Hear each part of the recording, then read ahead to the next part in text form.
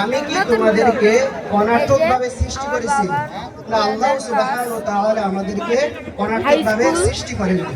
হাদিসে এটাও আছে, ওয়া আন উম্মিকা ফীমা আবনাইতা ওয়া আন শাবাবিকা ফীমা আবনাইতা। তুমি তোমার জীবন সম্পর্কে বর্ণনা দাও। তুমি তোমার জীবনের প্রতিটি মিনিট, প্রতিটি সেকেন্ড, প্রতিটি ঘন্টা কিভাবে ব্যয় করেছো? অবশ্যই কাল কিয়ামতের মাঠে এই প্রশ্নের জবাব দেওয়া না পর্যন্ত আদম সন্তান এক পাও নাড়াতে পারবে না। আল্লাহ সুবহানাহু ওয়া তাআলা আমাদেরকে দিনের দায়ী হিসেবে কবুল করুন, আমিন।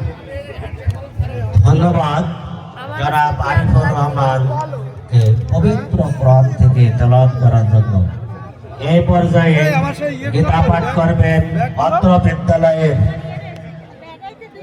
সুনামধন্য ছাত্র শ্রী বাদল কুমার সরকার। পবিত্র গীতা থেকে পাঠ করবেন শ্রী বাদল কুমার হালদার। শ্রী বাদল কুমার হালদার।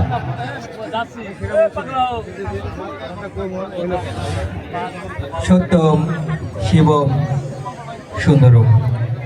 উপস্থিত সকলকে জানাই আমার নমস্কার। আমি বাদল কুমার, সহকারী শিক্ষক, খালিশপুর মাধ্যমিক বিদ্যালয়, মহেশপুর, ঝিনাইদহ। ওম তৎসৎ, ওম তৎসৎ, ওম তৎসৎ। ওম নমো ভগবতে বাসুদেবায়। ওম জ্ঞানাঞ্জনশলাকয়া চক্ষুষুন্মিলিতং যেন তস্मै শ্রী গুরুবে নমঃ। হে কৃষ্ণ করুণা সিন্ধু দীনবন্ধু জগৎপথে গোপেশ্বর গোপিকাকান্ত রাধাকান্ত নমস্তুতে।